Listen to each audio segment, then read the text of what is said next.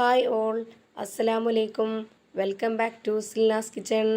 ഇന്നത്തെ റെസിപ്പി പാല് കൊണ്ട് വളരെയധികം ടേസ്റ്റി ആയിട്ടുള്ള ഒരു വെറൈറ്റി ആയിട്ടുള്ള ഒരു അടിപൊളി പലഹാരത്തിൻ്റെ റെസിപ്പിയാണ്. കുട്ടികൾ ചോദിച്ച ഉടനെ തന്നെ നമുക്ക് ഉണ്ടാക്കി കൊടുക്കാൻ പറ്റും. നല്ല സിമ്പിൾ ആയിട്ടുള്ള വളരെയധികം ടേസ്റ്റി ആയിട്ടുള്ള നാവിൽ അലിഞ്ഞിറങ്ങുന്നൊക്കെ പറയുന്ന പോലത്തെ നല്ലൊരു ടേസ്റ്റി ആയിട്ടുള്ള പലഹാരമാണ്. അപ്പോൾ ഇതെങ്ങനെയാണ് തയ്യാറാക്കുന്നതെന്ന് അറിയാനായിട്ട് വീഡിയോ സ്കിപ്പ് ചെയ്യാതെ മുഴുവനായിട്ടും കണ്ടേക്കണേ. റെസിപ്പിയിലോട്ട് കിടക്കുന്നതിന് മുമ്പായി സിൽനാസ് കിച്ചൺ ചാനൽ ആദ്യമായിട്ട് കാണുന്നവരാണെങ്കിൽ പ്ലീസ് ഒന്ന് സബ്സ്ക്രൈബ് ചെയ്തേക്കണേ. ഒപ്പം തന്നെ നിങ്ങൾക്ക് ഈ വീഡിയോ ഇഷ്ടപ്പെടുകയാണെങ്കിൽ ഒരു ലൈക്ക് ചെയ്യാനും മറക്കരുത്. അപ്പോൾ ആദ്യം തന്നെ ഈ ഒരു പലഹാരം തയ്യാറാക്കുന്നതിന് വേണ്ടിയിട്ട് സ്റ്റൗവിലേക്ക് ഒരു പാൻ വെച്ച് കൊടുത്തിട്ടുണ്ട്. ഇപ്പോൾ ഫ്ലെയിം ഓണാക്കി കൊടുക്കേണ്ടതില്ല. ഇനി ഇതിലേക്ക് ഞാൻ ഒഴിച്ചു കൊടുക്കുന്നത് 250 ml കപ്പിൻ്റെ അളവിൽ 3 കപ്പ് പശുവിൻ പാലാണ്. ഒട്ടും തന്നെ വെള്ളം ചേർക്കാത്ത നല്ല കട്ടിയായിട്ടുള്ള പാലാണ് എടുത്തിട്ടുള്ളത്. അങ്ങനെ വേണം എടുക്കാനായിട്ട്, എന്നാലാണ് നല്ല ടേസ്റ്റ് കിട്ടുള്ളൂ. പാല് നല്ല കട്ടിയായിട്ടിരുന്നാൽ മാത്രമേ ഈ ഒരു പലഹാരം നല്ല കറക്റ്റ് പരുവത്തിന് നല്ല പെർഫെക്റ്റ് ആയിട്ട് കിട്ടുള്ളൂ. ഇനി ഞാൻ ഇതിലേക്ക് ഇട്ട് കൊടുക്കുന്നത് പാൽപ്പൊടിയാണ്. 60 ml കപ്പിൻ്റെ അളവിൽ 3/4 കപ്പാണ് ഇട്ട് കൊടുക്കുന്നത്. ഈ ഒരു കപ്പ് മുഴുവനായിട്ട് ഇട്ട് കൊടുത്താലും കുഴപ്പമൊന്നുമില്ല. പിന്നെ ഇനി ഇതിലേക്ക് വേണ്ടത് അരിപ്പൊടിയാണ്. 1/2 കപ്പ് അളവിൽ നിറയെ എടുത്തിട്ടുണ്ട്. വറുത്ത അരിപ്പൊടി തന്നെ എടുക്കാൻ വേണ്ടി നോക്കുക. ഞാൻ ഇതിലേക്ക് ഇട്ട് കൊടുക്കുന്നത് വറുത്ത അരിപ്പൊടിയാണ്. ഈ ഒരു പലഹാരത്തിന് ഇനി നല്ലൊരു മണത്തിന് വേണ്ടിയിട്ട് ഒരു 3 ഏലക്ക ഇട്ട് കൊടുക്കുന്നുണ്ട്. പിന്നെ ഇത് നല്ല മധുരത്തിൻ്റെ പലഹാരം ആയതുകൊണ്ട് തന്നെ ഞാൻ ഇതിലേക്ക് 1/4 കപ്പ് അളവിൽ 2 കപ്പ് പഞ്ചസാരയാണ് ഇട്ട് കൊടുക്കുന്നത്. നമ്മുടെ വീട്ടിൽ തന്നെ തയ്യാറാക്കുന്നതായതുകൊണ്ട് നമുക്ക് ഇഷ്ടമുള്ളതിനനുസരിച്ച് മധുരം കൂട്ടിയും കുറച്ചും തയ്യാറാക്കി എടുക്കാം. അപ്പോൾ ഓരോരുത്തർക്കും ഇഷ്ടമുള്ള രീതിയിൽ മധുരം ചേർത്ത് കൊടുക്കാവുന്നതാണ്. ഇനി ഈ ഒരു മധുരത്തിനെ ഒന്ന് ബാലൻസ് ചെയ്യാനായിട്ട് ഒരു നുള്ള് ഉപ്പും കൂടെ ഇട്ട് കൊടുക്കുന്നുണ്ട്. ഇനി നമുക്ക് ഫ്ലെയിം ഓണാക്കി കൊടുത്തതിന് ശേഷം ഒരു വിസ്ക് വെച്ചിട്ട് നല്ല രീതിയിൽ ഇതുപോലെ ഇളക്കി കൊടുത്തുകൊണ്ടിരിക്കണം. ഹൈ ഫ്ലെയിമിലാണ് ഞാൻ വെച്ച് കൊടുത്തിട്ടുള്ളത്. ഈ ഒരു ഫ്ലെയിമിൽ തന്നെ വെച്ചിരുന്നാലും കുഴപ്പമൊന്നുമില്ല. പക്ഷേങ്കിൽ കൈ വിടാതെ ഇതുപോലെ നന്നായിട്ട് ഇളക്കി കൊടുത്തുകൊണ്ടേയിരിക്കണം.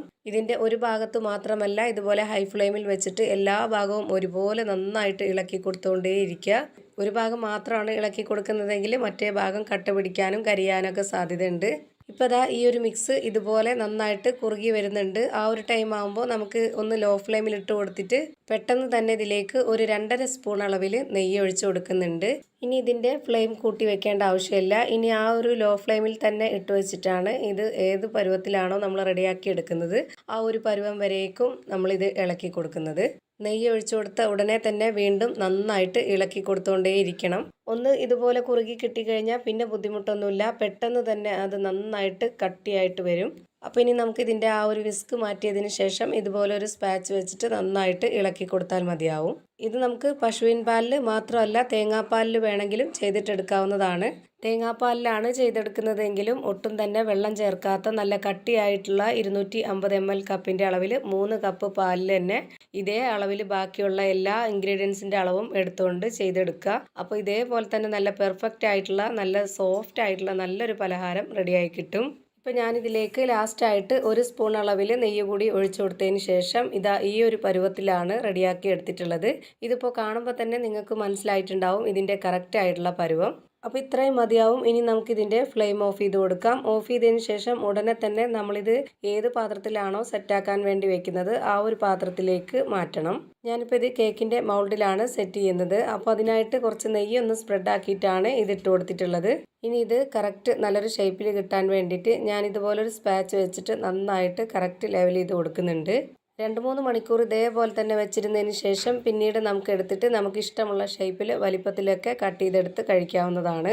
നമ്മുടെ വീട്ടിൽ സ്ഥിരമായിട്ടുള്ള ഒന്നാണ് പാലും അരിപ്പൊടിയും ബാക്കിയുള്ള എല്ലാ ഇൻഗ്രീഡിയൻസും. അപ്പോൾ ഇതുപോലെ ഒരു തവണയെങ്കിലും നിങ്ങളുടെ കുട്ടികൾക്കൊന്ന് തയ്യാറാക്കി കൊടുത്തു നോക്കുക. തീർച്ചയായിട്ടും എല്ലാവർക്കും ഇഷ്ടമാവും. അപ്പോൾ ഇത്രയേ ഉള്ളൂ ഇന്നത്തെ വീഡിയോ. വീഡിയോ ഇഷ്ടമായാൽ ലൈക്ക് ചെയ്യാനും കമൻറ്റ് ചെയ്യാനും ഷെയർ ചെയ്യാനും മറക്കരുത്.